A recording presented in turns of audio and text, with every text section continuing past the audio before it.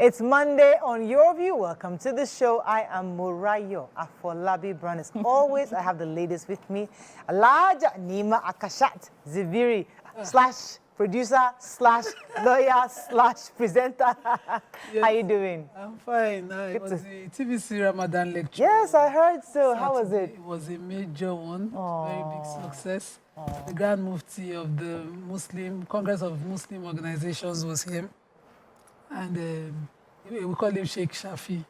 And his lecture was detailed on, you know, if you don't do what Allah has enjoined you to do, don't expect miracles, you know. You should live by a standard to expect better. It was addressing insecurity and the economic hardship, addressing it along Muslim lines. And then we had the second guest, Onile Sharia, trying to remember him. He talked on the alternative of Islamic banking, very detailed. I enjoyed that. I took notes, like saying go school. The chairman of the occasion is the rector, Ilaro Polytechnic, and he too addressed it along the line of Islamic options. I just like the reminder that, you know, sometimes we can start to do things because, you know, we get more exposure, we start to take other options, and then we expect the results that, you know, Allah has promised. Those who have. I didn't see it on social media, but I hope because it's nice for us. It will be showing on Iftar with Nima, I'm sure. Okay. And it was, you know, content for TVC news as well. Very all right. Detailed. Good. I'm happy about that. And I went to the... Amaka. We don't hear you. Amaka Fresh in the building. How you doing? Darling, I'm fine. And congrats to bringing it home, at least. Second place. We're so proud of you. You were intentional with your outfit. Yes, I really love that. Thank you very much. So yesterday was Palm Sunday. Yes, amazing. So Easter is almost here. Yes, sir. And yes, went out to brunch.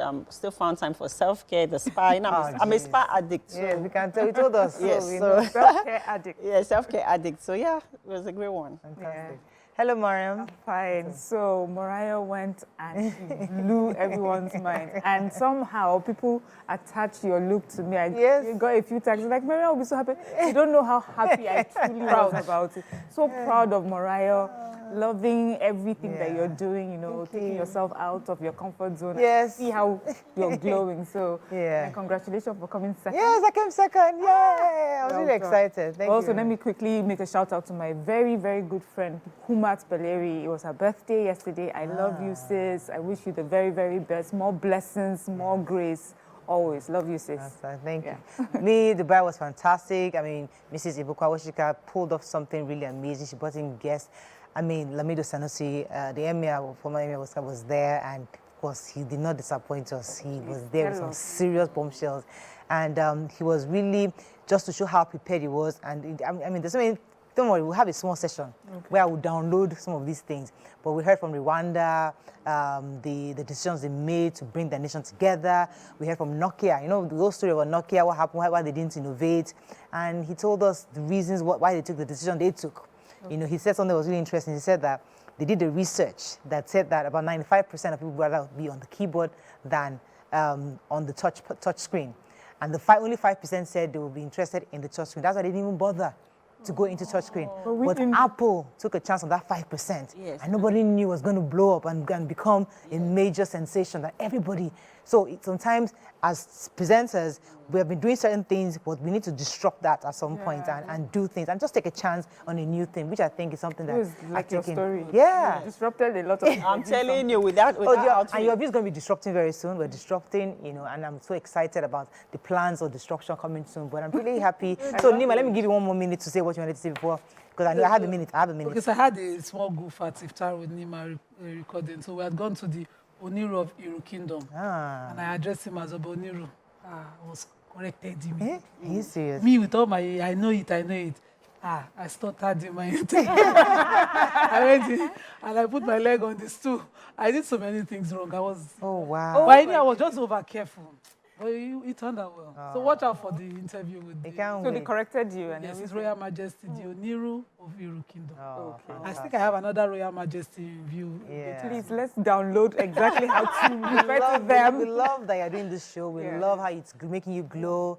We love how you are expanding your reach, meeting people, doing things. And, you know, we just wish you the best in this. The feedback has been amazing. I'm so excited. I didn't expect it the first day. I didn't expect the reception. It was huge. Yeah. And my mom was the most touched. Aww. She cried. She was Oh, It's fantastic, rewarding. fantastic. Okay, let's go on a short break now. When we come back, we'll look at the front pages of the paper. Stay with us. We'll be right back.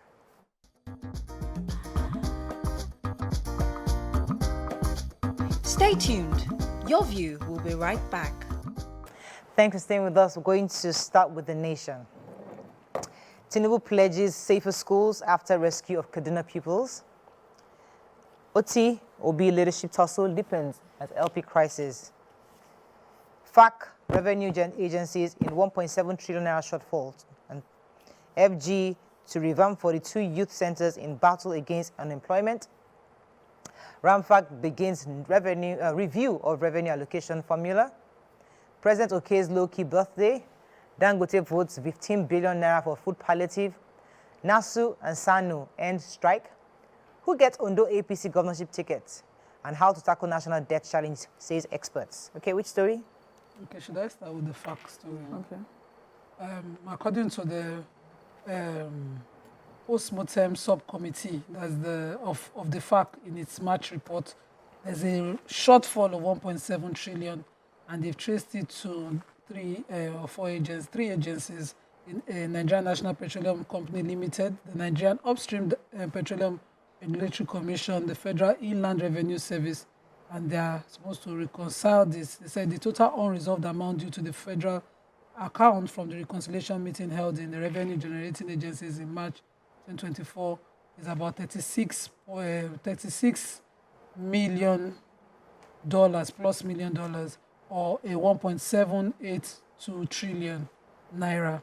And the NNPC and the Nigerian Upstream Regulatory Commission owe 1.1 trillion of this amount, while the Federal Inland Revenue Service has a deficit of 665.5 billion naira, which is what and they did not specify what caused the shortfall, but there's an ongoing reconciliation effort to get the total amount. I hope that they get all our money. We are following the money. Thank God. Yes, and I have the major headline, which is our president was delighted. He said he expressed delight at the release of kidnapped 17 pupils of Sangha Islamic School in Sokoto and 137 pupils and teachers of Kuriga School in Kaduna. He saluted the National Security Advisor, Madam Nuhu Ribadu, the armed forces and state governments for the successful rescue operations. And then he went ahead to assure Nigerians that his administration is deploying detailed strategies to ensure that our schools remain safe sanctuaries of learning, not lairs for wanton abductions. And from the military, the defense headquarters in its statement assured or confirmed that the hostages that were rescued were the same ones that were abducted from the school in Kuriga in Chukun local government area. The military, in collaboration with local authorities and government agencies nationwide, conducted a coordinated search and rescue operation to secure the hostages. And then of the hostages, they were told that 76 females and 61 males were released, and then they will be handed over eventually to the Kaduna state government. So this is really good news, that they have been released, and we pray for more success going forward. Although we don't really know the details, I don't know if it's a security thing, we don't really know the details of how they were rescued, if also the kidnappers were also arrested because of the rescue, or was it ransom that was paid? We don't know those details yet. Okay, let me take Ramfa. We have to story. Go ahead, Amaka. Okay, so I have a SANU NASU end warning 7-day strike. Unions direct members to resume work. Members of the Senior Staff Association of Nigerian Investors and the Non-Academic Staff Union yesterday ended their 7-day warning strike. In a circular to branch chairmen of public investors across the country, SANU President Mohammed Ibrahim directed members of the union and those of NASU to resume work today. The two unions began a 7-day warning strike last Monday, if we can remember, over withheld salaries. Members of the unions in registry, bursary, works, maintenance, security, and student affairs withdrew their services throughout the period of the warning strike. Hostels and university gates were locked, and electricity supply cut off while the strike lasted. SANU and NASU protested the withheld salaries of their members by the federal government. If you remember, all the unions had embarked on an 8-month strike in 2022 to press home some of their demands, right? And the former President Muhammad Buhari administration subsequently invoked no work, no pay. But then with the current administration, last October, Bola Tinubu approved the release of 4 of the 8 months withheld salary. So they are still fighting for this, but it's a good thing that they have decided to call it off and then keep negotiating with the federal government. All right, so the chairman of RAMFAC, that's the Revenue Mobilization, Allocation and Fiscal Commission, Muhammad Shehu, announced yesterday that they have begun work to review and get a new revenue formula. Now, according to him, says we are working on the new one altogether. The last time it was submitted, nothing happened, but we're doing everything to ensure it comes out soon. According to the report, there's a horizontal and vertical. So the horizontal is revenue that is shared amongst the federal, the state, and local governments. So according to the current law, it's about 52% is given to the federal government, 26%, 26.7% given to the state, while the local governments get 20%. And the vertical allocation currently is between the state and the local government. So some are advocating that the local government are the closest to the people. They need more money, so they need to review that formula such that local government gets more money so they can help development across the state. So we'll see how that goes. But they say that before the end of this year, we should have the new proposed revenue allocation formula for the country. Moving on quickly now to The Punch. Kaduna Abductions AFG Plant School Safety Corps as 137 pupils regain freedom. Grieving families' friends demand justice for slain Delta cops.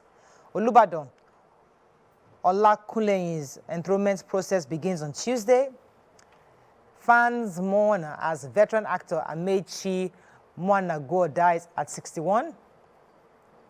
FG plans joint cable protection. Disruption lingers in 6 countries.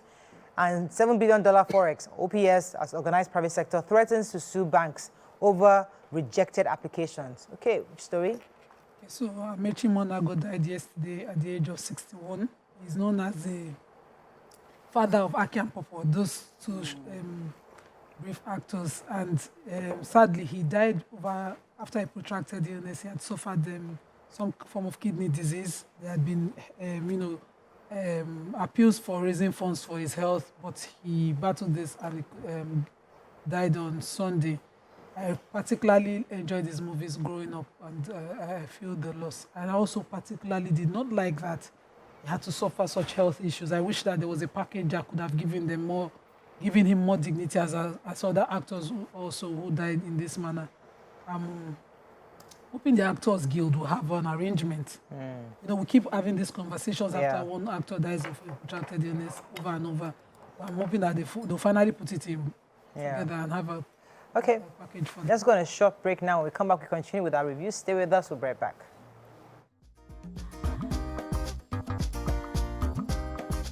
Stay tuned. Your View will be right back.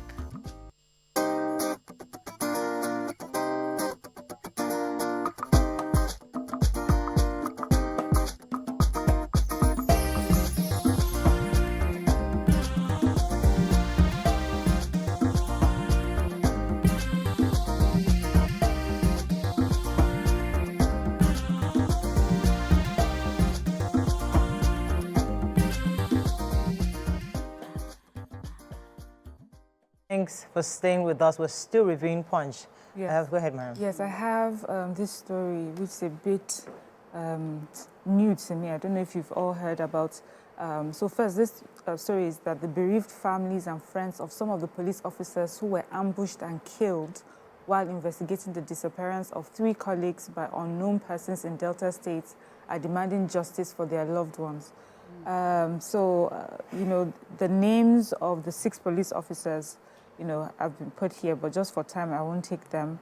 And so it looks like they've gone missing while they went, you know, while they went to look for some of their colleagues. And sorry, they were ambushed and they were killed. They had 3 colleagues that had gone missing. And what we're hearing is that a lot of people are blaming the Nigerian police force because they had kept it quiet for several weeks and had not revealed to their families what had happened. a lot of this information that this reporter got is from Facebook and videos while they were laying one of them to rest, and people were speaking. I don't know why it's a thing, especially with military and the police. Sometimes we tend to keep this sort of information quiet. Is it for security reasons? Is it to help with the investigation? Or is it just too heavy to share? But usually by the time it comes out, it just seems insensitive, But this to know that really is particularly insensitive because only out of the bodies, 6 bodies were only recovered. The other 6 bodies are missing. And it took police officers protesting, saying, look at the reception that the military got. And in the same Delta State, the military immediately, came out with it, and everybody understood. But we go all the time, we lose our officials, we lose our personnel. We definitely like to hear their own side of the story. So that was when the first PRO was now forced to announce. The more I read, I thought I would hear from the police. There's no report. The first public relations officer, Muyiwa, yesterday made a statement and said the Nigerian police force is profoundly saddened by the devastating loss of 6 courageous police officers in Delta State who exhibited exceptional valor. And this came after the protests. Okay. Usually they expected something should have come, so it came after. Yes. All right. We have a story. Yes, I do. Federal government plans joint cable protection, disruption lingers in 6 countries. The federal government has issued a call for unified effort among West African nations to protect shared telecommunications infrastructure, following a recent internet outrage that affected the region. The executive vice chairman of the NCC, Aminu Maida, made this call during the 21st West African Telecommunications Regulatory Assembly annual general meeting held in Freetown, Sierra Leone, over the weekend. The EVC's message was delivered at the Watra AGM by the Deputy Director, Public Affairs of the Commission, Nena Ukoha. He stated that the recent submarine cable cuts that resulted in nationwide outages on multiple networks in 12 African countries have raised the urgent need for the sub-region to establish a mechanism to protect itself from damage to submarine infrastructure and its attendant impact on the sub-region. Right. Yes. Okay. Let me take this. Organized private sector are saying that they might be taking commercial banks to court. According to them, if you recall, the CBN had said that they had cleared all valid Forex backlog. So they're saying some of them make up those whose requests over the past month haven't been cleared. And they're saying that the CBN hasn't given them a valid reason on why theirs was rejected or why theirs was not accepted or paid by the bank. So if they're not going to give them that information, they have to take the commercial banks to court to saying that it's unfair to pay some and not pay others. And CBN insists that the ones that are valid and can be verified have been cleared. Daily Sun, military opens up as rescue on the rescue of Kaduna school children. Okay, I'm opening up here. Hopefully you'll read the article. Kano will soon be freed, Ohaneze assures Southeast youths. Police confirm murder of 12 personnel in Delta Bush set to honor them. Tinubu opts for austere 72nd birthday party. NDIC reports 10 high-profile banking infractions to EFCC. Christians mark Palm Sunday with procession, fanfare, and rekindle faith. Okay, which story? Yes, I have our president, in deference to the challenging times, has warned or is asking that, he's saying that he will not be hosting any birthday event. His birthday, as we know, is March 22nd, this year, and he'll be turning 72, that's Friday. He has warned that he will not host any birthday event, and he does not want any of his associates and numerous well-wishers across the country to organize any celebratory event on his behalf or in his name. He's also gone further to say that anyone who, amongst his associates and well-wishers across the country that want to put out like advertorials on the newspapers, radio and television should not do so, please, but use that money to donate to charity. For me, and this hits very strongly in my heart, like this is beautiful. He says that for him, given the present mood of the nation, the recent killings of officers and men of our army and police in Delta, and then the recent spate of security breaches by criminal elements in different parts of Nigeria, there should be no form of birthday event.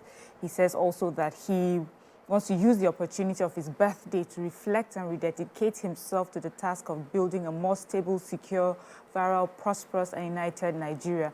I hope that his associates and well-wishers, respect his wishes, and it's such a good culture to have, where for people who can afford it, instead of using these monies for advertorials like this, use it for charity. And if we can build this as a culture at the state level, amongst friends, imagine all the good that can come from it. So I think this is such a interestingly, thing. I think his wife had a birthday party a couple of years ago, and she said the same thing, that don't give me gifts. Some of us overzealous Nigerians like us still carried something to the gate. Security man said, she said, you know what's good for you. Take it back to your house. They instructed us, don't drop anything here. So I guess it's a good one. I love it as a culture if you can have that. Go ahead, Emeka. Kano will soon be freed. Ohaneze assures Southeast youth. The President General Ohaneze Ndibo worldwide, Chief Emmanuel Wanyanwu, has appealed to Nigerian youths to avoid killing, violence, and wanton destruction of properties across the country over the continued detention of Mazi Nnamdi Kanu, assuring that he will soon be released. Wanyanwu, in a statement through his media aide, Ben Uswagu, noted that the appeal followed the failure of the Federal High Court, Abuja, to grant Kanu bail last Tuesday. He observed that millions of Nigerians and youths in the country and in diaspora expected that Kanu would be granted bail, having spent over 3 to 4 years in detention. I wish to appeal to all Nigerian youths to exercise some patience and avoid any acts that would lead to destruction of life and property. Like we know, with the whole sit-at-home thing going on, like this is Monday in the East, the Southeast, they're losing a lot of revenue by this whole thing. I just hope that at some point we reach a resolution as a country, as a nation, that we can move forward and move past this somehow. Yeah, we have to. Okay, any story there?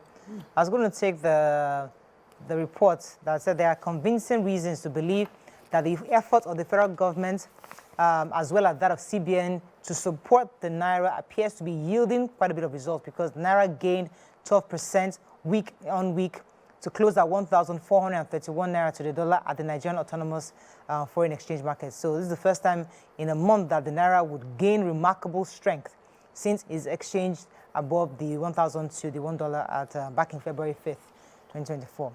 The points: panic over imminent cabinet reshuffle. Nigeria needs $15 billion investments in 3 years to upscale gas infrastructure projects, is Mela Kyari. Couple agonizes as neighbor shaves hubby's head with a knife. Soak wife with hot water mixed with pepper. Oh, wow. What's going on? You have that story? Yeah, so I have a... Which one do you have? I have the pregnant woman that kidnapped herself and asked for ransom. Oh, asked yeah. her husband for ransom, 2 million naira. This was in Abuja. They said that she had, of course, gone missing. The husband was looking for her, and he was reached out. He said, pay 2 million into the woman's account. Don't laugh. He put 2 million in the account, and she came home. She was rescued, right? Then he, as a good citizen, he now took her to the police station to report. It was while they were there that she confessed that it was actually she and one other man on the street that decided to, work out to extort her husband. She got 1.2 million. She gave the other man 800,000. Who is this man? Hormones. Which hormone? She said pregnant. It's her hormones now. What do you want me to say? Anyway, she'll be charged to court. I I don't even understand this. I don't understand. Hormones, you're right. No, please, let's not. It's the baby that wants 1.2 It's the baby that want 1.2 million. Oh, yeah, let's move on. I have the pregnant women Wonder who becoming that man detainees in health facilities over inability to pay hospital bills. So this story focused on the Delta woman Gladys Okodo Omadiagbo, the one who delivered quadruplets after 12 years of waiting, but couldn't then leave the hospital because she had a debt of 4 million on her head. It was cleared by Tompolo's company. But this story now talks about how women they need proper health care, but they don't have a health insurance or a health scheme. Focusing again on the health package. Dr. Ijoma Agbo with the United Nations Children's Fund was talking about how this not having a health scheme for pregnant women can hinder a lot of things, and why it's important to have it. Yeah. I'm surprised you guys didn't take this story. I'm trying to read it. And this one about the couple agonizes as neighbors shave hubby's head with knife, soak wife with hot water true story mixed with pepper. Every week. It says that Mr. and Mrs. Onwe they live in Ebonyi State, and their neighbors said allegedly subjected to inhumane treatments by their neighbors over minor disagreements. So the Onways were living in the overcrowded Face Me, I Face You apartment that had issues with some of their neighbors, and the women there bathed her in hot water. Fighting. Which was mixed with pepper. Boil water, put pepper inside. While her husband had his head shaved with a knife, beaten to stupor. The point learned that the duo had been hospitalized over the attacks. Obioma and our next door neighbor. I'm trying to figure out what they did, but I'm sure it's somewhere It's in two the fighting. Just I'll show you but pepper. even into And so you fighting. boil water, put pepper inside. The other one carry knife. That's the I didn't even know that was a face thing. Put pepper in hot water. Facts, I didn't even know that was You a thing. boil the water, intentionally you put grew the up in pepper. Nigeria. You now put pepper inside hot water. Yep. For what? Mothers even use it for their kids. Do what? To punish. You now pour it on your child. If somebody is fighting with you, if you enter How house, many come on. traumatized Let's have- adults in Nigeria today? I'm This telling is the people are reason. angry. Yeah? Because they pour hot water with pepper. Let me smell What? something. I didn't even know that was a thing. Yeah. Anyway, that is all we can take on Front Page Review this Monday. We come back, we continue with the show. Stay with us, we'll be right back.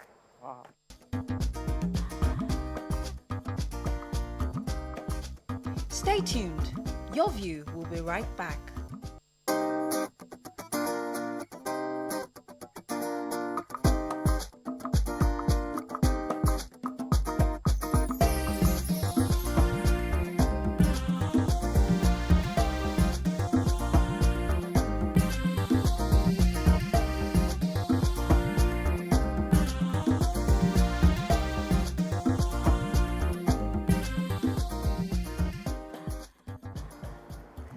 Thanks for staying with us. So we found a story online about a parent who narrated that she is currently having issues with her son's school. Her son was ill for a while and wasn't attending the school for the term. The school then informed her that she needs to pay for the son's school fees for the term, and even the next term for the boy to still be considered as a student of that school. According to the report also, she said that the school term fees are 700,000 naira per term. Now, what are your thoughts on this? Because many had said that it was unfair, it was unempathetic of the school to insist on payment. Others said it's their policy, you chose that school. But what are your own thoughts? Because many parents can relate to these kinds of situations where the school insists on collecting money for an appearance that the children did not meet, or the kids were not there for whatever reason, different reasons. What are your thoughts? You can call us on 081 0764 1679 09024 163440. You can also tweet to us at TVC Connect. Please hashtag YourViewTVC so we can read your tweets. Okay, let me come to you guys here. What are your thoughts on this issue? Amaka, you want to start? Yes, yeah. So I'm going to speak for both sides as an entrepreneur. Or did the child start the school term? And then the child started. Yeah, started, then got ill, right? Yeah. And then, okay, so if the child started the school term, a contract has ensued between the school and the parents and the child, okay? And then most times people don't read the fine prints. So for the fact the child has registered, because you remember, this is the business. And for every slot, it counts to the logistics and operational cost for the school, payments of teachers running the school. So that 700K has been, allocated towards something. Yeah. So in this instance, but then I also believe that the school should be sympathetic towards the children. It's not just to take money. There should be a symbiotic relationship. And in this instance, I expect the parents and the school to reach a sort of agreement, okay? To say, okay, let's negotiate this. Okay, maybe pay this amount of money or don't pay this. And there should be, Right. Yeah, so for me as well, I sort of see both sides. I see both sides because a school is a business. And so, for every child that is in school, every child in school, they have to be accounted for. And, it's from the fees that they use to pay teachers, take care of infrastructure, So if you have taken up a space in the school, you have to pay. Now insisting that the boy who hasn't been in school for a whole term, hopefully the school and the parents have had like a communication where they're able to, first of all, of course, the school will notice that the child hasn't been in school for a while. Some parents are able to go to the school and say, my child has been ill for a long time and cannot, and give a medical report. or the school even reaches out, we haven't seen this child in a while, you know, what's happening. So they are aware. So in this case, I believe that they are aware of the situation and that there is an illness. So that child is out of school, not because the family had to travel, because that happens, you know, but this child is not feeling well. And if a parent comes to school to say, you know what, because the child hasn't been in school and it will be too much, it will be a burden for us, especially it will mean that we're putting money towards this child's illness. I feel that a school can come to an understanding, even if it's like a half payment. Even if it's a payment that can be spread across time. And say, okay, this particular payment for the term, for that term that he wasn't here, please can we spread the payment? Because for that slot that he takes, money had to be put, you know, to pay for other things. Yeah. You know, so for me here, it's a communication problem. But if all this communication happens and the school is still insisting that that the parents pay the full amount, then just take your child out. Because for me, it's much more than, you know, about money, about the academics. It's also about, especially when you're dealing with children, especially also when you're dealing with a child that is in hospital, it shows a lack of empathy for me here. Okay, let me come to you, Nima. What are your thoughts on this? Okay, so I believe that the facts were clear from the get-go. I believe that the child never attended school, but you know, what had enlisted. So for me, it was a case of a child who had done first term but couldn't do second term. And also there's third term because we pay per term. So that's clear. And the school had made plans for each term. But now a child did not attend school for being sick. And you want to wear your capitalist cap and think of where's your money. What about the parents? You know, I believe that the school had their facts very clear. And I know that they knew for a fact that the child was sick. So the parents would obviously be running a cost. What if the child died? Or what if the child lost the parents? Would the capitalist cap still be fit for the school to ask for their money? You know, I think they were very, very insensitive. So in my kids' school, we have a funding. We call it the Orphans Fund. So if a child loses their parents in school, we ensure they finish school. All that parents must ensure. So there's a post, they will notify on the WhatsApp group and we'll put funds together towards the fees of that child. If the child is in a final class, it's easier. If the child is in the beginner's class, the school then has to structure another kind of scholarship for that child. Then, of course, it's an Islamic school, so we do an Islamic kind of thing. And if a child is sick in school and couldn't attend a full term of school, the school just automatically transfer what was paid to when the child is in attendance. Wow. Nice. So I know, the way I read this story, I just felt, what kind of school is this? Is this one a club or a school? Yeah. Where you pay clinical fees, Membership. fees. This is a school. Humans attend it. Yeah. You know, a parent cannot reach out to you and say, my child, even if the child attended school first week, and then something happened. Because we had an incident in our school where 2 kids had gotten off the bus system and the parents used to drop them. After a while, they got relaxed and they put the kids on a bike. One of the kids almost lost his limbs. He spent months on end at the Navy Town Hospital. Parents, teachers, the school itself, all of us were reaching out, you know, trying to see how, because it could have been anybody's child. You know, and when you wear your capitalist cap all the time in business and saying is my profit, how dare you write such an insensitive letter? Saying to the child, you stand to the parent that your child stands this position of forfeiting his school, admission. Yeah. You know, and saying pay for the next term ahead. Totally insensitive. My question now is it about the fact that the child was ill, or could it have been done for other reasons? So, for example, I mean, so for your own example, should it be considered because of the circumstances we're discussing? Because I had an experience where my daughter, my husband, because my daughter was on a final year, and he felt that she needed some rigor in studying for her exams. So he had paid for the term. Midway, he now moved her into a different structure, a different environment to go and learn mathematics and English. A crash. So a crash program. So, of course, he had paid for the term. Now, his plan was, you won't do second term in your school. You do it in this same place. And then when it comes to third term, you go and do the final few weeks towards graduation. That was his plan. So he didn't want to pay for second term. But the school called him that, no, you have to pay. So you can't, yes, you removed your daughter, but that slot, you cannot, you have to pay for it. If you want that girl to graduate in May, you must pay second term, even though she's absent.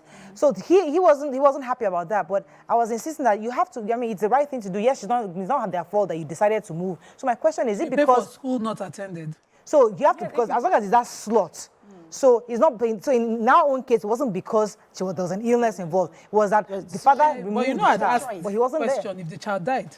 And so that's what we're saying is about... No, let's leave the parents down. So there's a slot. This is a slot. There are 2 slots. Okay. This slot is permanently unavailable to fill. What would the school I can do? answer that. Let me come in here.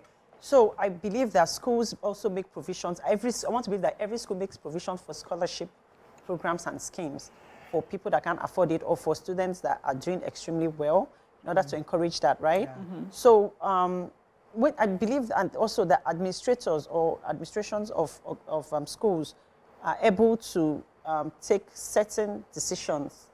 That's why you're in that position, right? So this circumstance, it's unique. Yeah.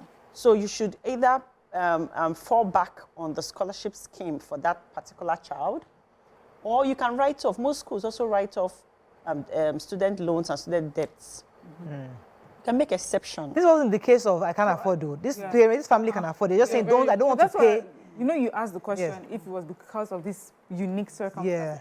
And you know, when I was talking, I said, if it's not that the child, if it's not a case where a child was taken out for travel or just to go to a different structure then, you know, if it's for illness, or as you said, you know, you made mention of a few examples, or a parent dies, or someone has an accident, things like that.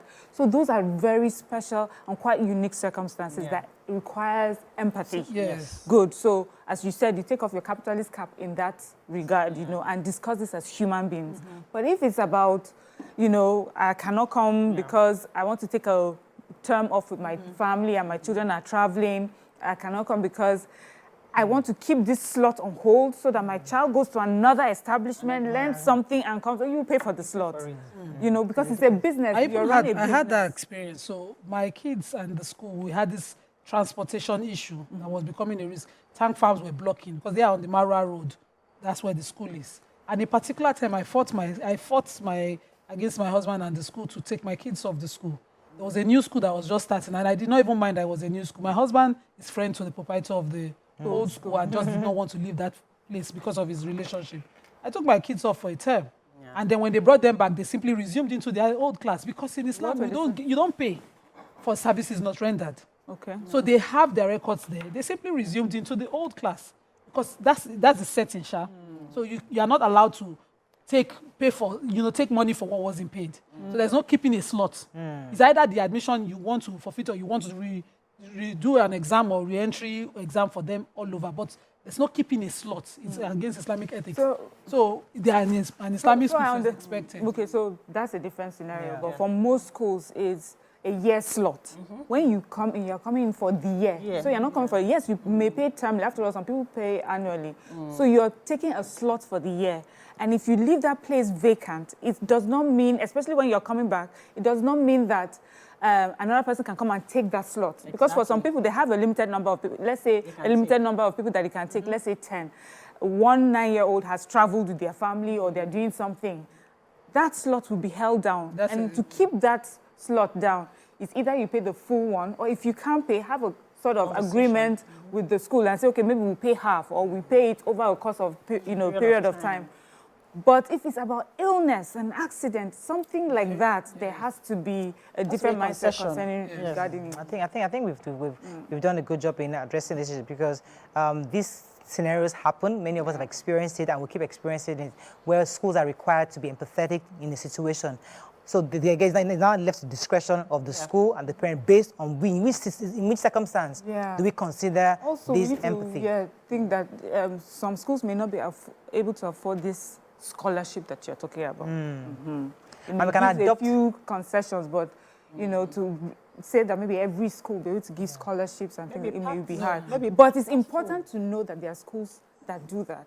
So in choosing schools, these are some of the things you can consider. And when more schools, especially private schools that charge quite a high amount of money, when they understand that these are some of the things that parents are also looking for, I feel that it will really affect the prices and some of the ways that our private schools so you can have a structure. Like the school apart from the proprietor's personal charities, personal sadaka, there's really no scholarship for those children. So they put it to the parents of other kids. Yeah. Do you want to sponsor? Like we have the Tafiz class, is a weekend class for Quranic education. And somebody paid half of the fees for any child interested in doing for a full term. So we were going there. My daughter was at the time when we came in, and I was wondering, why is this so cheap? And they said, no, it was fully funded by one parent. So you have such options. You can always push it out. If a child should lose a parent or both parents, or maybe the empowered parents in their lives, the school will put it on the WhatsApp group. Apart from reaching out, we parents will be given the options of funding. Yeah. So I can say that's my sadaka for this. Children's primary school had was an insurance for things like that. So you could opt for it, Yeah. So from the very beginning, it's an insurance you should have, Okay, I think we can wrap up on this. So let's go on a short break now. We'll come back and move on to other topics. Stay with us. We'll be right back.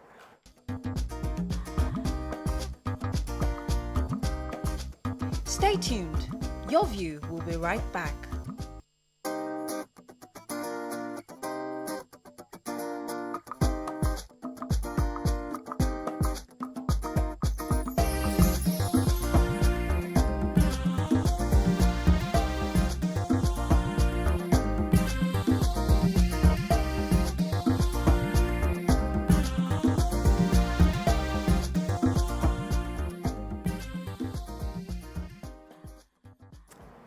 Thanks for staying with us. So there was a report about the agony of many aging parents of Japa Nigerians and what they're faced with, especially at the absence of their loved ones.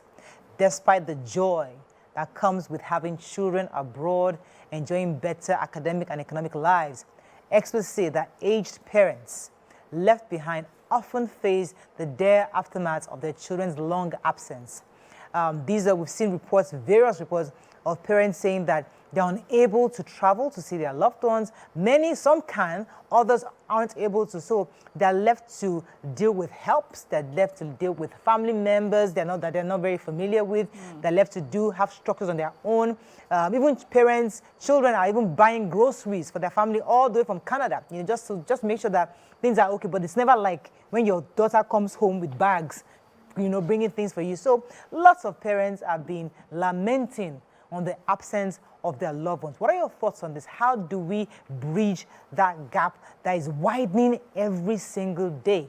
You can call us on 081 0764 1679 09024 163440. You can also tweet to us at TVC Connect. Please hashtag YourViewTVC so we can read your tweets. So lots of Japa parents, are lamenting. Especially those who can't afford to be traveling. Others, they few younger ones they've been going abroad back and forth. But there's some really old ones that everything they had, they sold to support their child to leave. And now, as excited they are for their children, they also feel some sort of, not a bit of regret, I would say, that, okay, they're alone. So what are your thoughts on this, Mariam Monostat? Yes, so this is a reality.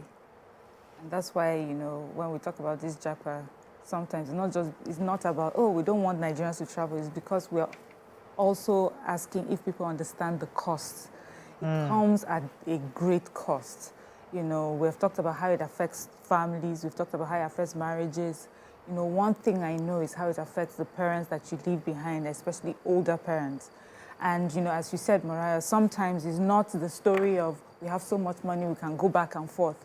Sometimes, for many Nigerians, you haven't been back in Nigeria for 30 years, 25 years. That's how long they've been away from their families and their loved ones. Not because they don't want to come back, but because it costs so much to do so. Yes, they have Japa, they're living there, and they're maybe comfortably, enough to just live comfortably where they are, but not extra to come back and forth. And as you know, with our own currency, wahala, the exchange rate and things like that, all these things, affect people. And then we have older, aging parents in Nigeria. And I happen to have quite, a couple that I know. And I see the reality of it, where you're surrounded by workers, And, sometimes when you go to visit them, you would see how a worker responds to them. The frustration, because to be an older person too is not easy. they like to talk and talk and talk about the same thing over and over again. You're surrounded by workers who are maybe much younger, who also do not have the training, because in Nigeria, we don't do that. We don't surround ourselves with nurses, properly trained nurses. We just look for either relatives or someone who can help, or just, any help. Who get frustrated, I'm even talking of the good ones, who get frustrated because mama keeps calling over and over again to do the same thing. And it's just mama's way of trying to get someone to sit with her and speak to her. But, you don't gel, you don't know her, you've never really had a relationship with her. You're just here to do your work and get paid at the end of the month. So you don't even try, the workers don't try to have any relationship or connection with them. And these older people are sitting in front of the TV from morning till night and back to their rooms. There's nothing that they're doing. Other people who have their families around, you can go and visit this child today, visit the other one tomorrow, go for a naming ceremony, they'll carry you like this to church, you see them now. But when you don't have your family around, they don't do that. If you have good help, they may, but sometimes you see the frustration and grudge on their faces. So this is a reality, and it's a cost that people have to put into consideration when making the decisions to travel. When you were talking, to travel I was remembering something that somebody was doing a naming ceremony, and back then, it was like, it was a thing of pride that, these pictures, or maybe you're doing engagement, you put the pictures of the children together, because many of them, when they travel with visiting visas. So they can't even come back yet. Yes. They are stuck. It's not like those that go to Canada that they can actually find a way after a few years. But those that go with visiting visas, they go they can't go. So they are getting married and they're doing engagement with photographs. Back then, it was like, it was a thing of, okay, they're abroad. But these days, I went to one recently where both kids couldn't come back and they were doing the engagement. You could see that it wasn't enough. The parents were not really happy that they're not home. So let me come to Yamaka. Your thoughts on this? So the reality, and unfortunately, the economy is hard, and people are leaving for greener pastures. Yeah. Because they feel that they need to also better themselves, make that money to take care of the aging parents. Because if they don't have the funds, then how do they provide? How do they take care? How do they provide for you in every way possible? But I think Nigerian. This is 2024. I think we need to come up with better and new strategies on how to deal with these situations. And, when people are getting old, or when people are old, right, they start losing friends. Yes. Okay? They're not able to travel as much to visit their friends. Most times, I might be living in Lagos. My friend, my very close friend, might be in Abuja. Another one might be in Asaba, okay? So how do we bridge this gap to enable aging parents still communicate, still have a life? Because it's only in Nigeria that people, after a certain age, it just seems like your life zeroes out. It's done. So I think maybe like the way they open up schools now, I think people should, this is a new business idea, people should start opening up old people's homes where you don't need to leave your parents there permanently. Yeah. So your parents have the liberty to check in and check out like a hotel. Okay? So maybe if you're traveling, or maybe during Easter time or during celebratory periods where you as a child, you're not going to be around, you can check your parents into the home where they can meet and celebrate with other aged people. They can play games, they can go on walks, they can plan trips. It mustn't be something expensive, so they can have different categories depending on what you can afford. Okay? So I think we need to start schemes like this, because that's the only way forward. I know there's one in Lagos. I know there was a time, there was one where, I'm not sure it's Lagos, somewhere else, but you register. It was one a hyper. Not that one. That one is when parents have to put this is like a higher level of where you can actually clock in. It's like a hospital, like a hotel. Yes. Not only a hospital, a hotel where you go in, you hang out, and then there's one, but I know, but I just don't know. Meet people, exchange ideas, your life experiences. You play games, you play stuff, fashion, just dress up about your life, stuff like that. Share photos of your grandchildren. So not just like a hostel where you just drop old people. Yes, but where they go in there. I think that's a great idea. Yeah, it is. But let me come to you, Nima. Your thoughts on this? The loneliness for aging parents differ with how they're aging. So some people age gracefully. Like Waike is not even aging, she's growing younger. Whereas some people in her age brackets are dealing with degenerative illnesses, their bones are weaker, some are arthritis, different ailments. And so, depending on how they were in their youth and how they are now, that's how bad the loneliness might be. So and it's even worse for people who have a child or two, who's, for those who have more children, you might end up with one at least. Or if you have just one child who's not as committed as you'll be wishing at that point if you had many. So I have seen different. I relate more with older people. And I love the ones who can still come out and say, mommy, go for and do a few exercises. They will see me and share, I've not seen this is my child though, but they see me. And so they will come and say, you two, you have been too busy. I've not seen you. But those who can't go out, when you see them inside, they will be sometimes so pained. It's so painful to see how they're dealing with it. And no amount of money the child sends can equate it at that time. Yeah. So they need the companionship. My mom particularly would just sit and she'll be on the phone on all her kids. And sometimes she says, Nima, I'll call you, and you say you call back. I said, Mommy, you were calling me, I was talking to a client. And the client did not leave. And when they leave, I had to quickly go and pick my child. I said, Nima, I have changed. It gives me guilt because I know my mom just wants to see us. So sometimes we'll gather ourselves, everybody plus what you born, carry ourselves with a crowd that we used to go and show up.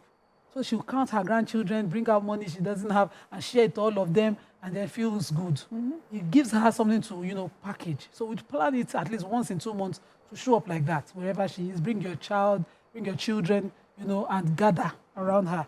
So she'll now be able to have some stories that the other day she'll keep repeating that story to the next visit. So I imagine how, if I had to be in a long distance where my kids can't even come, how would it have been? My grandma is still alive. She has even locked herself into that place of once in a while phone call. Oh, I saw your message. I saw your messenger, and that's it. If you call and you're able to talk to her, you see how she'll be elated. I can't imagine, the way we structure old people's home here and leave them to someone and say someone is just caring for them and not being touched. Interesting. My mom traveled sometime many years ago, and she was in my brother's house, and his mother-in-law also both of them were there. So the both of them checked themselves into this old people's home. I think it was in Boston or somewhere, I'm not sure. And they were there for the weekend. My mother came home with so many stories that they danced, they did bingo, they also made games, and she learned so many things. So it's a good way to help their psyche. But my question is, how do we help those who have jackpot to help? Because I know there's FaceTime, there's for all there's a video calls that you can do. They can see their grandchildren. So should parents, aged parents, accept today's reality? That you will not be there. I mean, so this one that they are moping around and they're saying they're not there, it's not like the same thing. You simply have to accept the virtual relationship. That should be enough going forward. No, they accept it. For most of them, they accept it. After all, some of them were part of contributing to have their children live there. And they're happy to hear he has a job, he is married, the children are there, they see the pictures, they see the videos, they're happy. Yeah. But also does not take away their own reality of being lonely, wishing you were here. Do you know I fell in the bathroom today before anyone could come and pick me up? It was how many hours? Do you understand? Yeah. And then what also happens when you say that the older people that are that are able to move around, what happens is that they now form really close relationships with those people around them. So if they have people like Nima, you almost become like their child to them. Yeah. Because they see you every day, they depend on you. So you now find situations, which has happened, where someone passes and then you realize that Mama had actually handed over her chest of jewelry to the neighbor. You now come and be vexing. But towards the end of her life, that was her child. That's the person that she knew and she loved. Yeah. So I love the idea also of having them go somewhere and come back. You know what is even more lonely for them? You see, Christmas is just those holiday periods. Yeah. You cannot come. You just be doing video with them, but they are sitting down there with their helps who have to also go for their own Christmas or Easter They end up doing it alone. And they end up doing it alone. So if there was a place that they could go for that Easter, Christmas. Just when are we going to have the tough talk of the sacrifice, the compromise to come back? Because why can't accuse coming back. No, let me finish. Okay. It was one time my dad was still alive then, and I was like, I've not seen my parents in this whole month. Yeah. He said that you live in Lagos, you live nearby. What if you had to leave your job somewhere outside the country to come back and make sure you're with them? What if you had to? I was like, if he gets to that, I might have to, And recently when I went back home, I used to make it every weekend, no matter how the schedule is crazy. That weekend I want to sleep, that sleep has gone. I'll show up, just sit with my mom, even if it's for 4 hours before I leave. So how are you doing? So she wants to gist, and then I heard the gist the weekend before. You hear it Starts again. singing. And then I sleep off. She said, I was talking to you, slept off. I said, Mommy, can I conclude that story for you? She said, you're so mischievous. And that's all they That's just what they need. And you know, I used to even not drive. When I'm going like that, I would walk so that I can pass through the markets and buy what I think she would need. And she'll go, you bought it last week. I say, okay, I just like to buy it again. You know, she said, you are so wasteful with your money. I said, don't worry. You know, and take my kids on the road trip home and back. It was warming for me.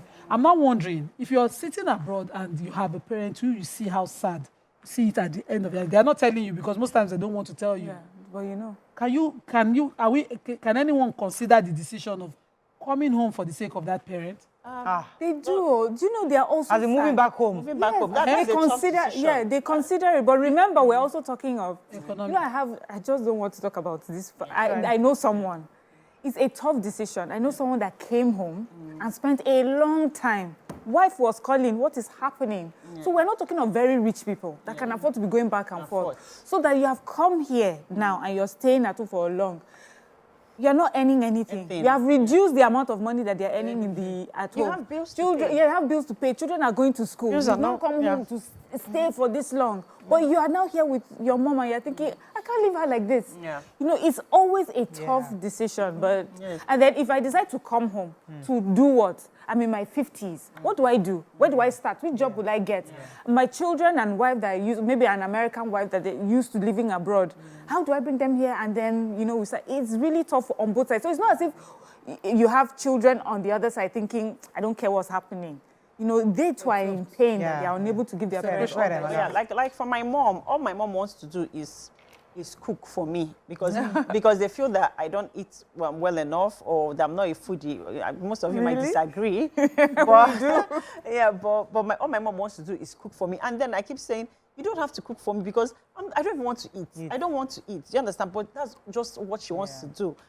And then another thing, I think it's also our responsibility as kids to teach to carry our parents along in terms of technology, appliances.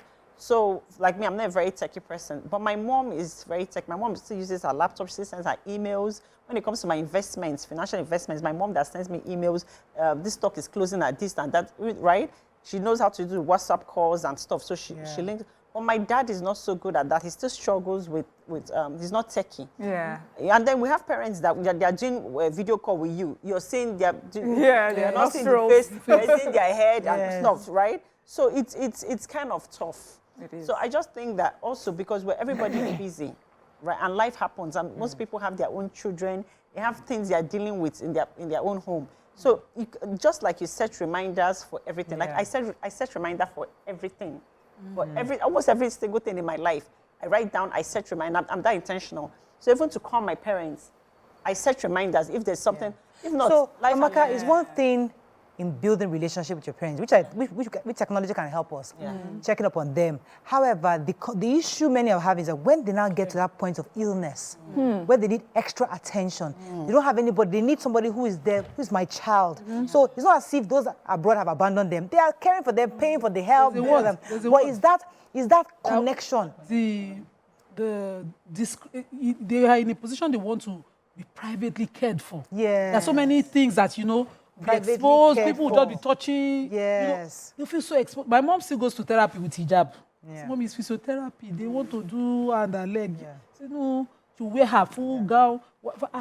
We had to force her to buy her caps. When my mother fell ill, after the checkup, the moment that the doctor said, okay, this is the situation, we're dealing with cancer, she says, I'm going to your house. She didn't want to stay in that house. She didn't want people coming to her house. And what happened to Mura? She just carried myself to my house. She would rather just stay in my house. She had no business anywhere else. And you could tell that she was grateful when I was here. Yes. So we now have to do it. She was grateful. All your brothers outside. Yes, all my brothers were living abroad. Them private, that thing is so... It can be very invasive. When you now have to bath your own parents. Yes. And then you're abroad. And then you pay for someone to do that. Yeah. Even as their child, you can see a certain form of, they're not quite happy. Yeah. My sister did that for my grandma. After a while, sometimes she felt ill, she had to clean her, and they had lots of jokes. And because it's her granddaughter, they could joke. My friend just did it with her mom who passed, and it was quite private, quite invasive. Imagine for someone else. Imagine. That's when we hear that it's not that after a brief illness, because they now figure out, how am I going to carry, who's going to do this? And then they are constantly sad. They'll give them their medication, they won't take it, because they are thinking there's no need for me to stay. My father there's no one here to take care of He had me. a surgery, and before he went in for that surgery, they had to get a specimen, and he just would not allow anybody to touch him. My husband had to take time off work, and so when he went into stroke and went into coma the next time, my husband stayed off work for as long as he lived and took care of him personally, as in nobody else was allowed to touch, clean near him or anything, because he understood the kind of man he had. He knew that he would go straight to his dignity and he would enter depression. That somebody else would touch him. RMD, the actor, shared something once on his post, and he was thankful to his sisters, that his parents, when they were aging, that, all of you cannot be available, that he was busy, but sending money is not caring for people. The person who is on ground, that's the person that's the person that is doing the work, the person who knows hospital appointments. I am so inept at these things. My elder sister knows all the hospital appointments. In fact, she keeps the card. Tuesdays, I'll say, should I send Uber? She's like, okay. And in my mind, I'm taking care of my mother. The person who knows the bottle of pills is empty. It's the person doing the work. And that's the huge work itself. I can only imagine if there was nobody. Because I have siblings. If I was an only child, I might have to leave whatever I'm doing. So I remember my mother. When my father was very ill, and I was, there caring for him, feeding him, bathing and cleaning for him, and I'll be grumbling. And she said, listen, just keep doing it. Keep doing it. He's blessing you. And when he now finally passed on, and everybody started coming, siblings, they were coming and rolling on the floor, I felt like, I wasn't crying. I was just like, she said, don't worry, the one that you've done, you've already done it. Nobody can take it from you. Just relax. Don't all the drama, watch the drama, enjoy the drama. But don't, because I was wondering, why are they dramatizing? I didn't see you, I didn't see anybody, all the aunties, all there, nobody was there. I mean, yes, some were there financially, they stopped supporting money, but they were just rolling on the floor.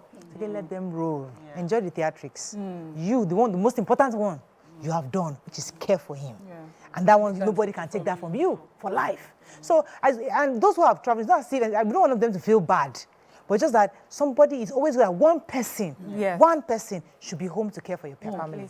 This thing that you talked about, we can't wave it aside. What works in the mind of the person who was there? So I had this relative who was very ill. I'll take time off work, do the runs, everything. When he passed, everybody was wondering why I wasn't crying. I was just looking like this. They thought, why are you not sad? And then I saw one relative just showed up, cried. Oh, it was my life. It was my everything. But that's why you come in, and you cannot even empathize with her. I was like, who will not empathize with me? What the work I did? Nobody even approached the issue. I was like, they say you can't see she's crying, she's falling over. Like, if you fall finish, she stands straight. She move on because she moved on. Because when you are not even too far, and you hear your relative is ill, the thought at the back of your mind should be, if it could be death. That's the first thing that should come to your mind. I'm grateful for the last moments of my dad. So COVID had happened, we had all been locked up in the house. But this man had been talking since February that year that I'm not feeling fine. And this is a strong person. I'm not feeling fine. I kept saying, I'll come. I'll visit hurriedly, I'll go. I'll visit hurriedly, I'll go. Then after COVID, you are okay. It's past your... I said, I'm still busy. And then there's lockdown. We cannot move. I thank God that I had that dream. And I had to go home. And that 4 or 5 days I spent, imagine the guilt. It would have finished me. Let me go on a short break. When we come back, we'll open our phone lines. Hopefully we can get a few calls. Stay with us. We'll be right back.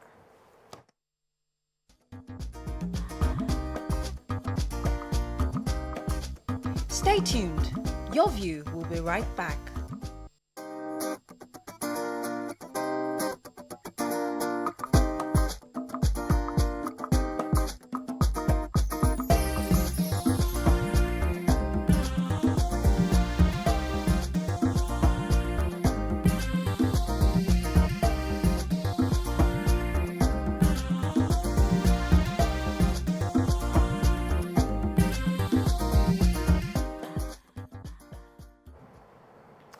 Thanks for staying with us. I'm told we have a caller. Good morning. You're live. Hello, good morning. Good morning. Go ahead, please. Yes, thank you Taiwo. for this topic. This topic is actually a very good topic. Yes, my name is Taiwo. Yeah. Thank you. So we have this thing that you're talking about is the same thing that just happened with me. It's going to be 1 year that my mom passed. I'm the only one in Nigeria. I'm not the only one in Nigeria, but I am and my brother. My brother is not around because, of course, he's a man. He couldn't even be with her. Throughout last year, she was very sick. She died in my arms, actually. And everybody was calling my twin sister, my elder sister, everyone from US, they could not be around because of this same Japa issue. But at the end of the day, even during the burial, everybody thought I was the only one that the woman gave birth to. Everybody, Taiwo here, Taiwo there, Taiwo this, Taiwo that, and all that. But I just thank God that I was able to spend those last moments with her. Even while she was passing, we were on video call, with my siblings, seeing how she was passing on in my arms. So really, I feel people should just really think about this thing before they go ahead to it. It's not that I can't travel. It's not that I don't want to. But then, who would have taken care of that woman if I wasn't there? So you should really think about it. That's my contribution. Good morning. Thank you. My family, so in my own family, so my brothers live abroad, but I'm here. So there should be at least one person who can stay and care, because as they're enjoying the relationship, there will be a time they will need your personal care, personal touch. Who's going to stand by your parents? There's talk actually that's been going on about modern times and how we're not deliberate about building relationships with our parents or allowing our children build relationships with their grandparents. In the olden days, it was much easier. We all grew up in the same house or the same community down the road. But they say in modern times, that relationship, most children don't really have a relationship with their grandparents. Or, you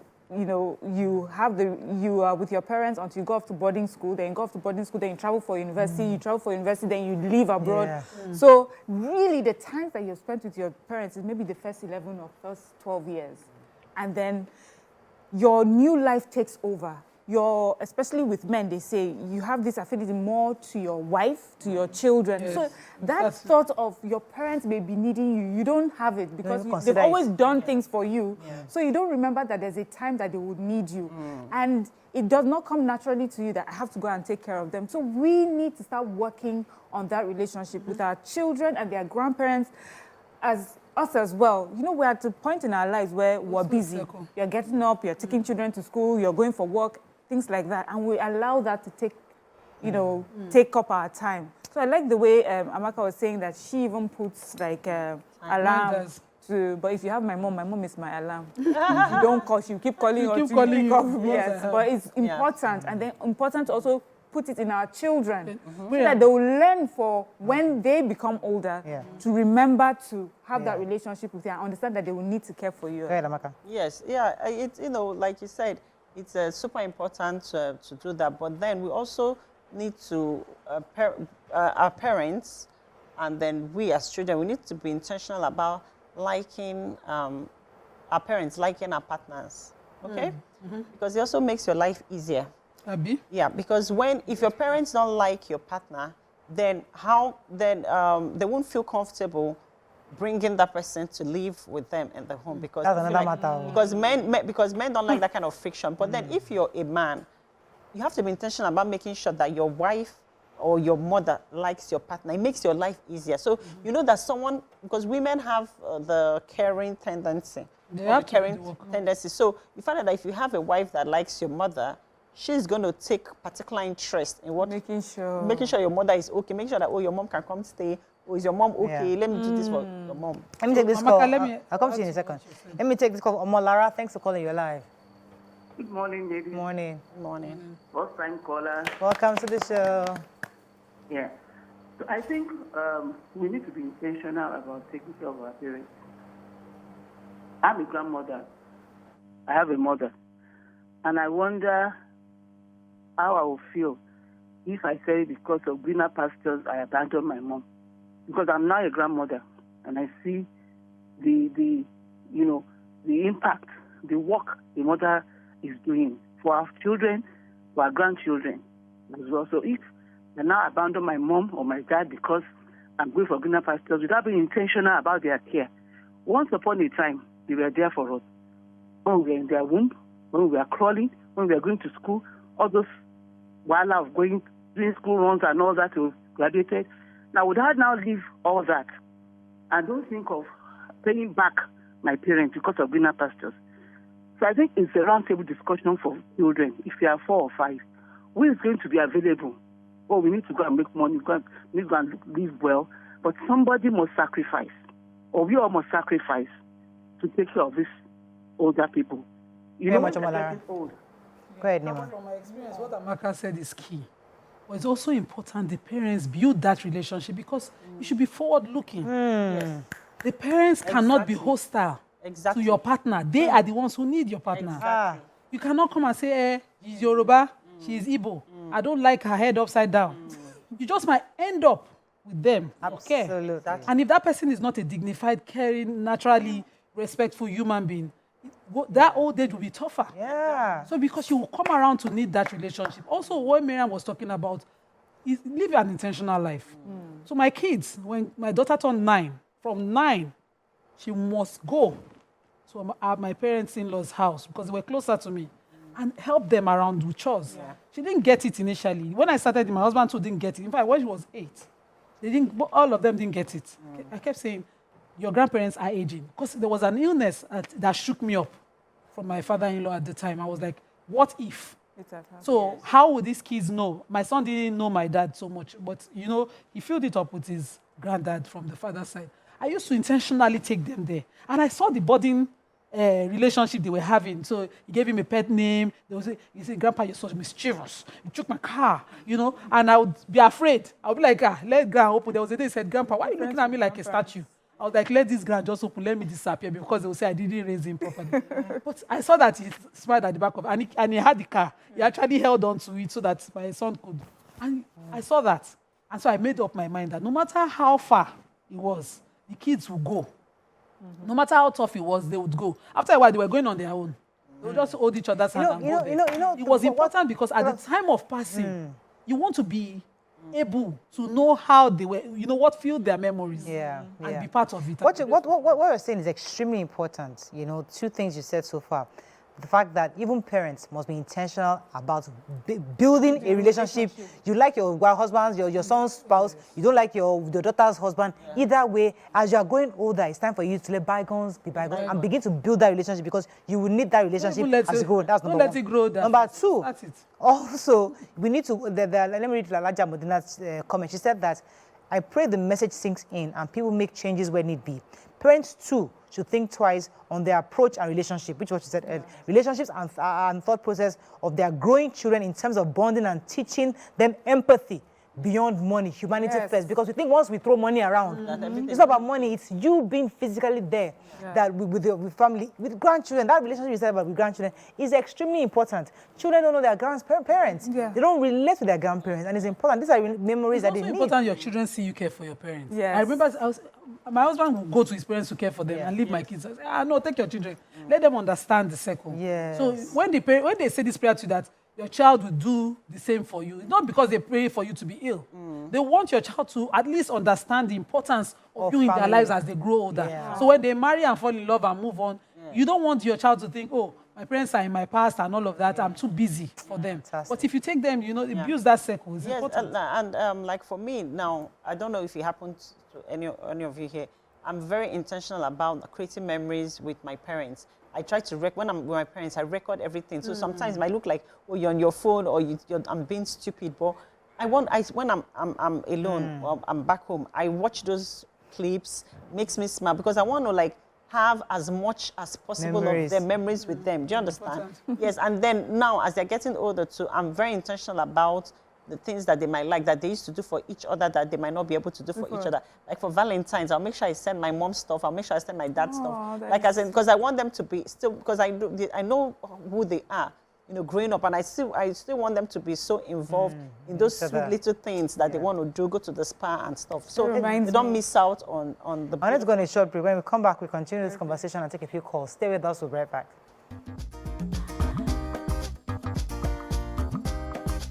Stay tuned. Your View will be right back.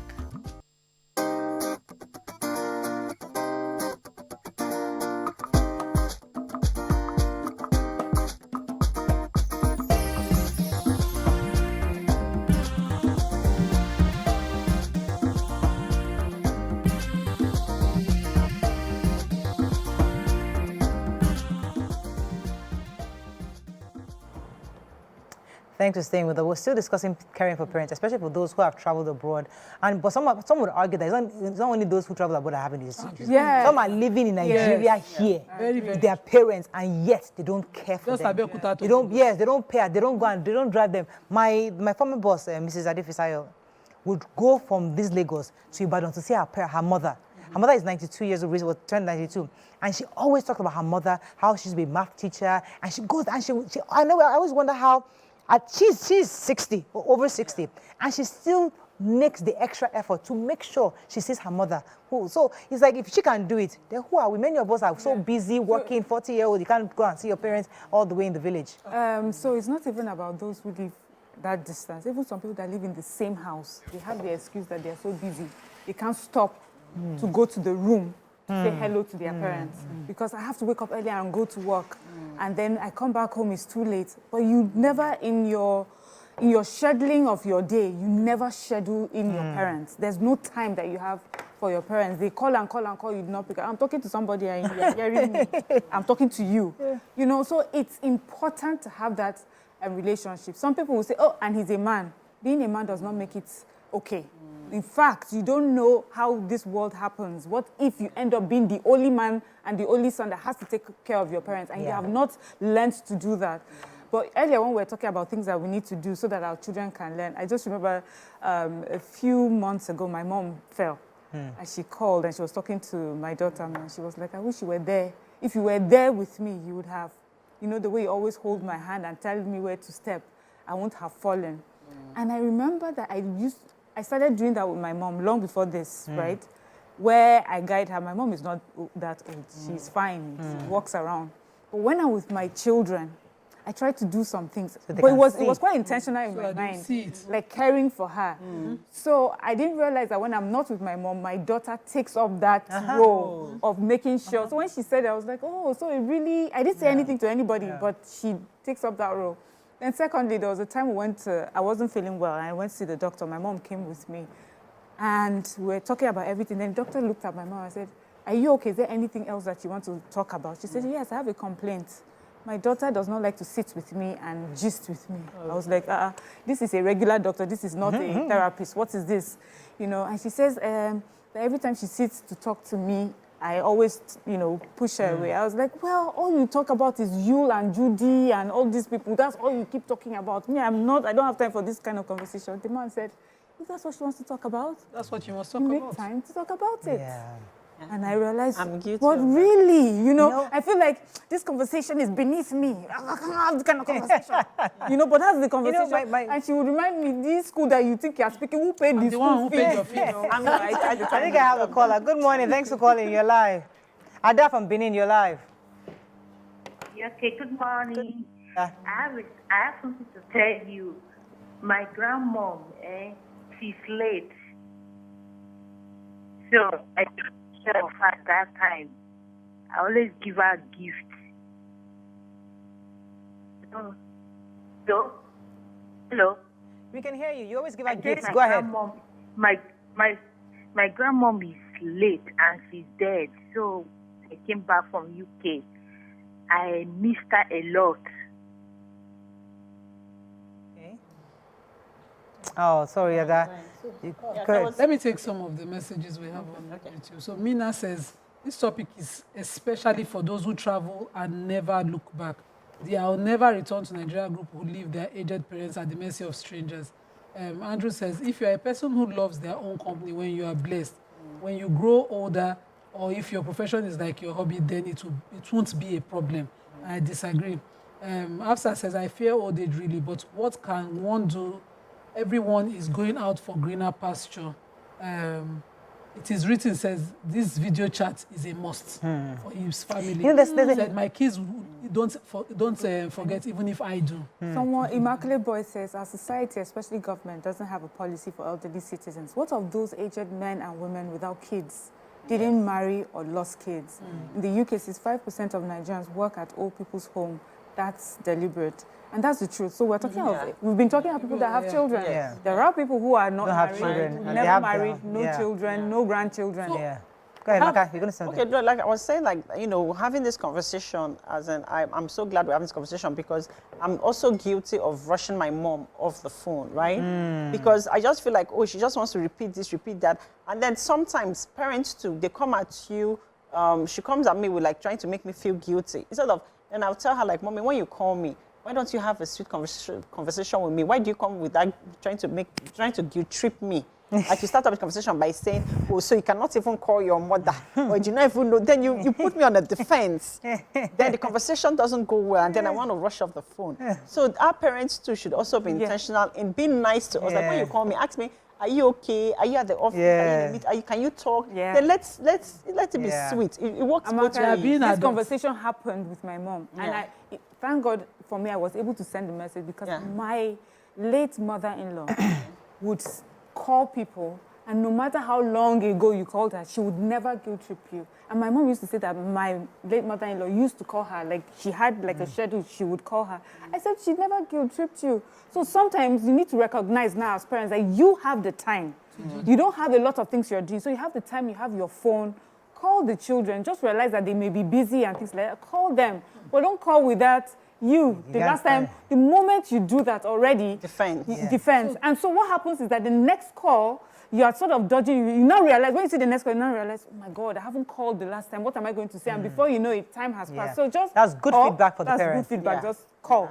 Okay, so how do we now treat sensitive parents? So my mom, this experience almost scattered the siblings group. We have a siblings group.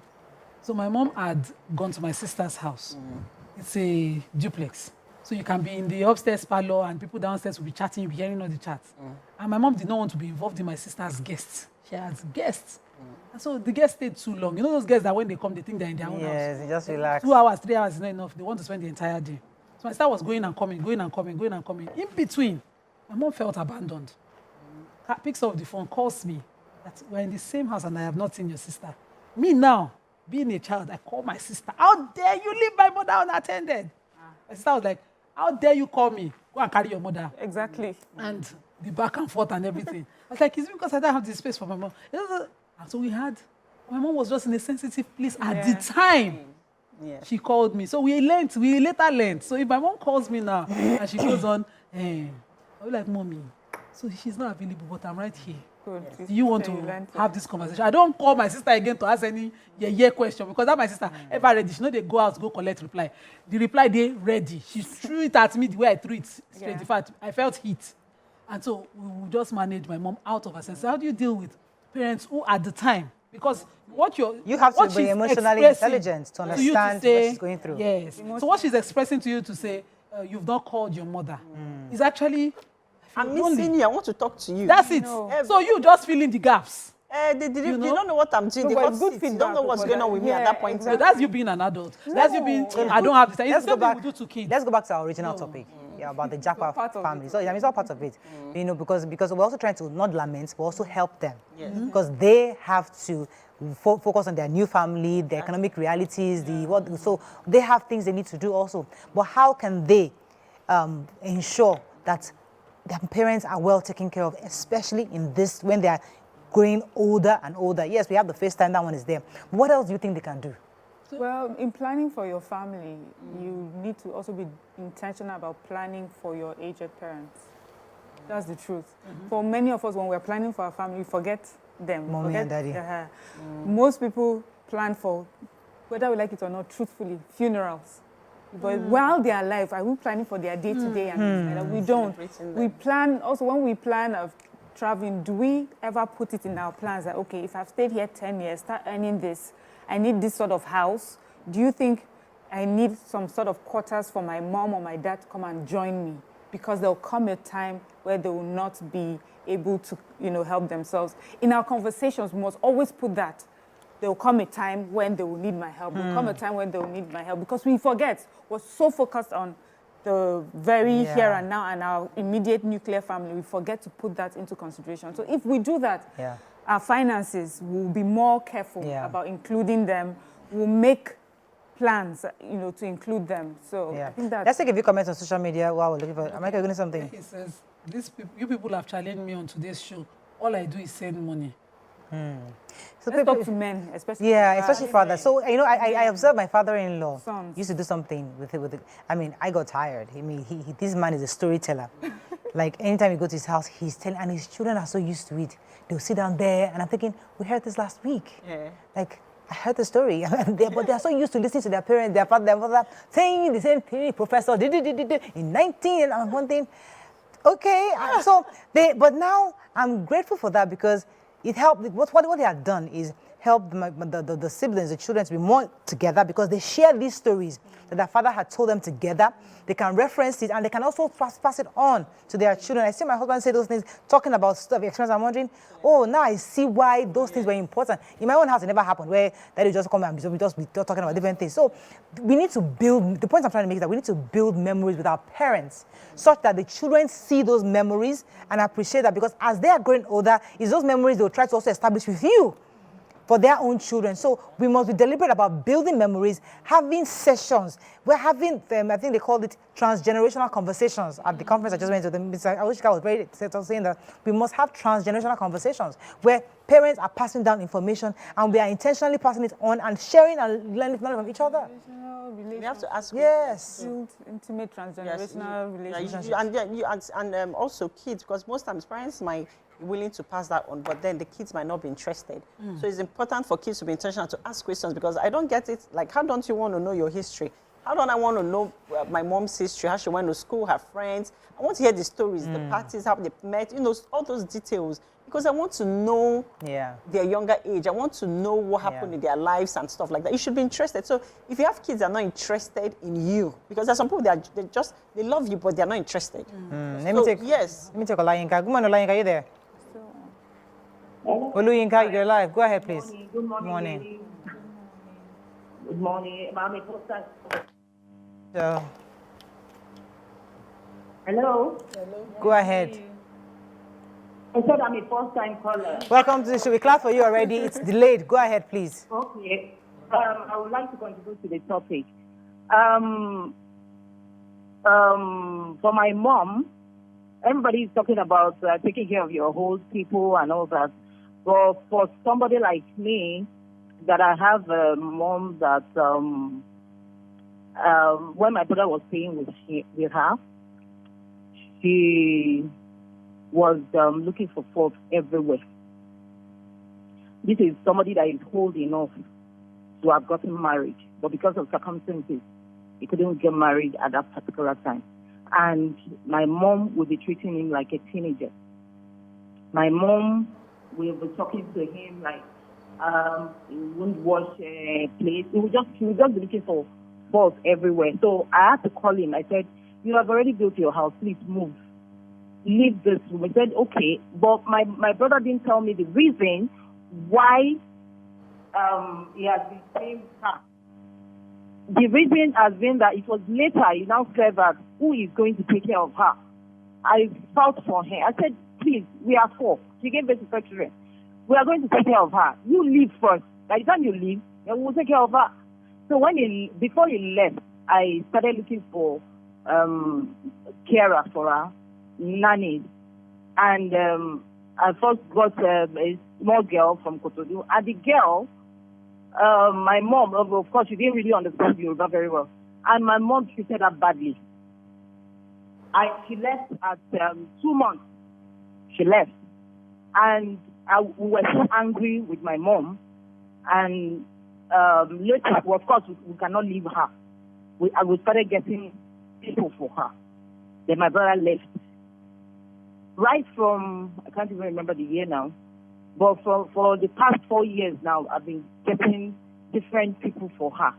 And up till last Thank you very much, Oluyinka. Let's build on what you just said. What you said is really important. I think I heard you. So the truth is that in this situation, her brother's life was on hold for taking care of the mother. So he didn't get married, he couldn't get his life together because he was the sibling that was available to care.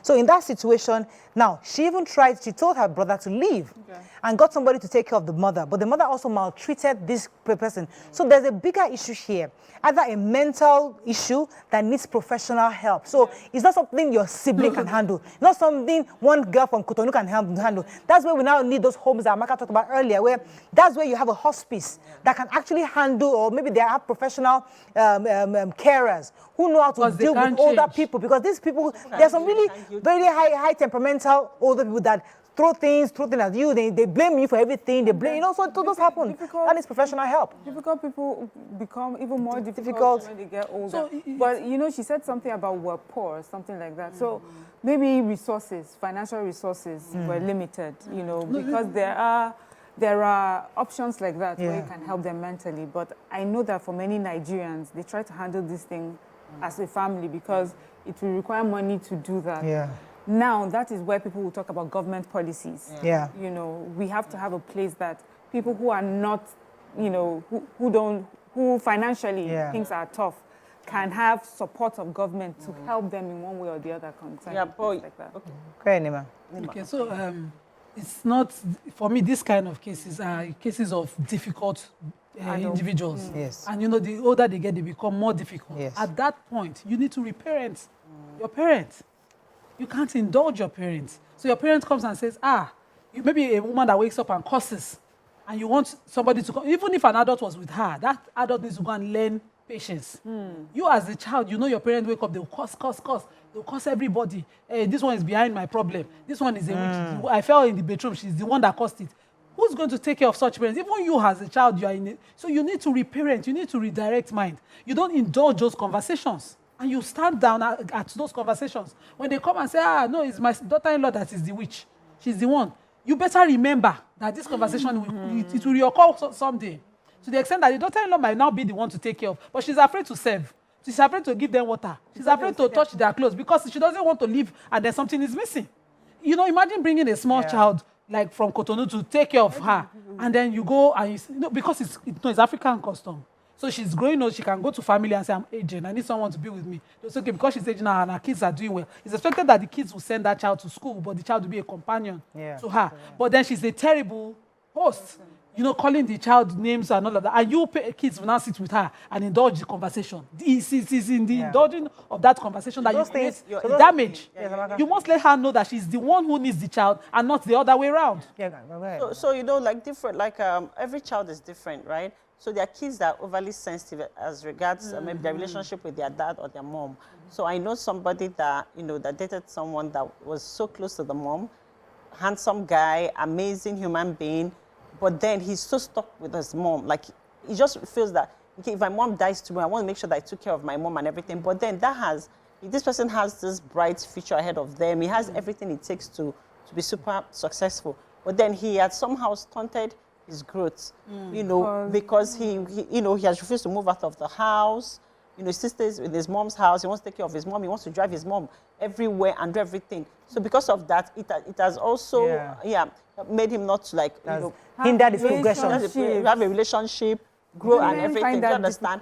Yes, people find that difficult. No matter how amazing or how great a relationship the person has with your mom, they still want you to step out of that comfort zone and then be, right? So in that kind of situation, it is an issue.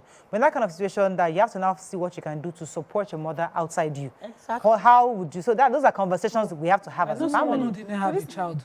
She didn't have a child. And by the time it was 22 years of her not having a child, her in-laws sat together and they had one who just continued to bear children. Took one from her and made an adoption. I think we're talking about choice. No, it was a matter of take because that one was comfortable. They were always requesting from the one who didn't have a child, and they asked her what of the companionship. So they said give her one instead of expecting her to send you money. Send the child to keep her company. So now we call that my friend, Mama of the girl. It was a girl. And so she put the girl in she does everything she'd like to do. And so we're hoping that the child will pay it forward as mom. Even though she was about 11 years when she left her biological mom. We're hoping that she'll pay it and give that care. But this part of difficult people becoming difficult aged elders or senior citizens in society is something we need to find a way to tackle. Because if you're a difficult parent, know that your kids will just dump you and put you in one motherless or one they can dump you. We just bear it. We're talking of healthy people, right? Okay. They will bear it. That's it for their own child. Yes, you are our mother. We know that's how she has always been. That's her mouth. That's your children. But we also live in a time where everybody's talking about toxicity. Yeah. My mental health. Yeah, my mental health, protecting my health, protecting my positive energy and everything. So now that is going to cause a lot of problems where people are taking themselves out of situations where they feel that if I stay here, I'm going to lose it. Yeah. Now you now have this kind of parents. I don't want to say you will put them in a mental home because it sounds as if it's a punishment, but it's actually for your because it will impede your own growth. I get it, but I hope that you now have a larger community. You have to find ways to engage them. So people, one thing also I've noticed with difficult people, they need to be active. They cannot stand. One of the things that makes difficult people even more difficult in old age, especially those that are, up and about, you now keep them in one place. We need a part 2 of this conversation. I think the part 2 should be what Amaka said earlier. Yeah. The fact that when we want to help your parents so much that it totally impedes your own growth, your relationships, you're moving forward, where you're all about mommy must not suffer, mommy must not, you can afford. There are young girls who are like that, staying in mommy's house. I want to be here. I don't want to move out. I want to just be here. Men too are like that. They want to see mommy, and in fact they bring their wife into mommy's house. Yes. Let us stay here because mommy's old. She's 90. After 10 years, at least let us stay here until we move out. If mommy's 90, it's okay to stay with her. To stay with her. Well, so I'm just saying that. But those are conversations, real conversations that we must have, because your wife is coming to the house, doesn't want to come and stay in mommy's house. She wants to come and stay in her husband's house. So those are real conversations that we have, but we can't touch on that today. But this is something. Yeah, go ahead. Also, I'm leaving this conversation with this question to myself, and I hope all of us here. Like, what kind of an aged parent am I going to be? Start thinking about. Am I going to be the cranky? Because sometimes, as a young person, my body bites me easily. Like, imagine now become. You understand? So imagine. So we also need to be intentional about. Now I'm thinking in my head, like, okay, this is not good. So maybe I need to adjust here and there. And if you have the means, go and pay for your home yourself. Exactly. So go and pay for your home. If you have the means, go and pay for it. Nice, build one. But if you have money, build one right now. We have to wrap up, unfortunately. Whether you're a mother, mother-in-law, grandmother, child, everything. Just be a kind person. African custom is that daughters marry their husbands into his parents' house so that they create a family communal bond. But when the one person not kind, the other one not kind, people now, everybody now opt for their own. In a nutshell, I think it's important for us to pay attention to our aged parents. We need to ensure, especially those of us that travel abroad, please find a way to ensure that, especially as they're growing older, they get that personal care. It's important. For those of you in Nigeria who are still not caring for their loved ones, please let's begin to reconsider to ensure that we have put systems in place to care for our parents. And also, for those of you who are gradually graduating into becoming grandparents, please ensure you reconcile with your children's spouses. Make sure you have relationships with them. All the issues in the past, bury it, because these are the people that you'll be expecting to care for you, to have conversation with you. Maybe not pay for anything for you, but at least to develop a relationship with you. So please, you need that companionship. So please begin to fix and amend those relationships so that when you are 80, 90, you have people that will come and visit you in your house. See you tomorrow. Have a great day. Bye for now. Very deep topic.